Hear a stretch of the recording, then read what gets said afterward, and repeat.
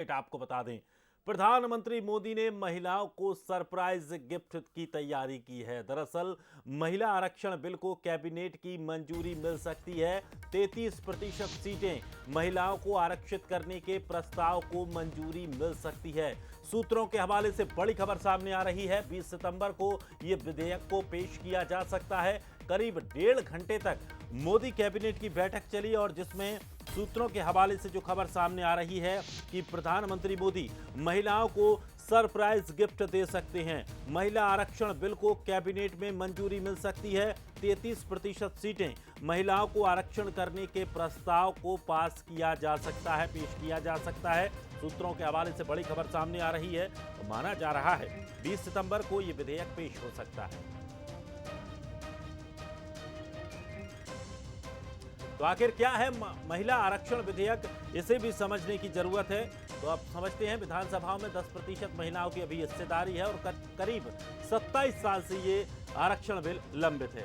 तो अगर bill pass होता है तो महिलाओं को 33% आरक्षण दिया जाएगा, यानी कि संसद और विधानसभाओं में महिलाओं को 33% आरक्षण मिलेगा। अभी राज्यसभा में 10%, लोकसभा में 14% सांसद हैं, तो विधानसभाओं में 10% महिलाओं की भागीदारी है। करीब 27 साल से ये बिल लंबित पड़ा है और अगर ये बिल पास होता है तो हर चुनाव में अब महिलाएं 33% अपनी भागीदारी निभाएंगी, यानी कि 33% महिलाओं को चुनाव लड़ाया जाएगा।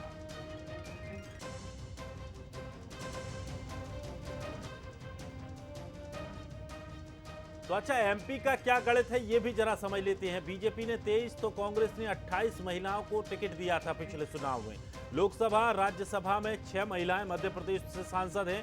विधानसभाओं में 21 महिला यहां पर विधायक हैं। तो बीजेपी ने 23, कांग्रेस ने 28 महिलाओं को पिछली बार चुनावों में टिकट दिया था। अब ये माना जा रहा है कि अगर 30% आरक्षण का ये विधेयक पास होता है तो ये संख्या और बढ़ सकती है।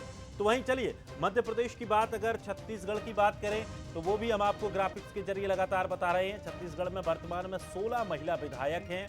तो वहीं 2018 में कांग्रेस ने 14 तो बीजेपी ने 13 महिलाओं को टिकट दिया था, यानी कि 17.7% महिलाओं की छत्तीसगढ़ विधानसभा में भागीदारी है। वहीं लोकसभा और राज्यसभा में 6 महिला सांसद भी हैं और वर्तमान में 16 महिला विधायक हैं।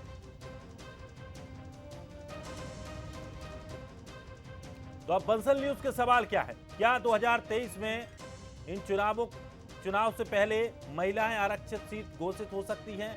क्या पार्टियों को अपने प्रत्याशी बदलने पड़ सकते हैं? और क्या एक देश एक चुनाव की ओर भी मोदी सरकार बढ़ रही है?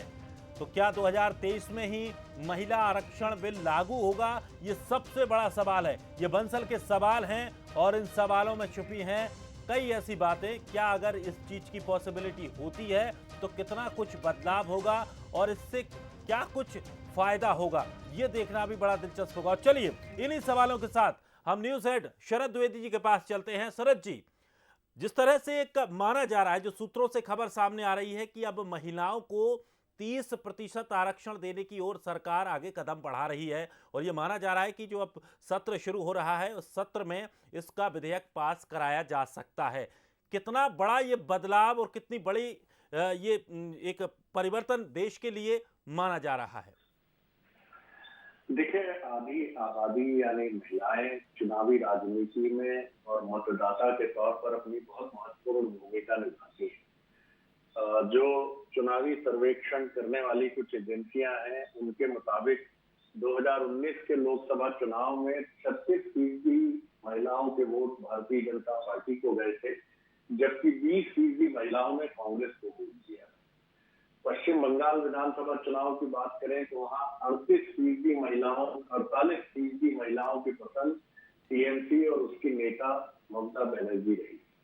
दिल्ली विधानसभा चुनाव की बात करें तो आम आदमी पार्टी 60% महिला वोटर्स ने आम आदमी पार्टी के पक्ष में मतदान किया।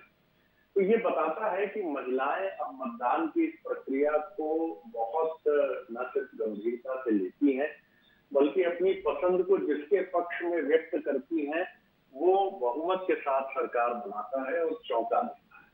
मध्य प्रदेश में लाडली बहना, अब ये बात मानी जा सकती है कि हो सकता है कि अगर ये महिलाओं के मन को भाने वाली योजना साबित होती है तो ये बीजेपी के लिए गेम चेंजर हो सकती है। और केंद्र में भी बीजेपी ये मान रही है कि अगर लोकसभा चुनाव में उसे तीसरी बार फिर बहुमत के साथ रिकॉर्ड के साथ अगर लौटना है तो उसके पास एक कोई ब्रह्मास्त्र होना चाहिए। और शायद इसी ब्रह्मास्त्र की तलाश उसे 27 साल से लटके महिला आरक्षण विधेयक की तरफ ले आई है। और महत्वपूर्ण बात यह है कि क्या मध्य प्रदेश के विधानसभा चुनाव तक ये पूरी प्रक्रिया संपन्न कर ली जाएगी, जो बहुत कठिन दिखता है। 60-70 दिनों में 33% आरक्षण अगर हम माने कि संसद के इस विशेष सत्र में ये पूरी प्रक्रिया आगे बढ़ती है, तो क्या 60, 65, 70 दिनों में इस पूरी प्रक्रिया को मध्य प्रदेश विधानसभा चुनाव के लिए लागू कर लिया जाएगा।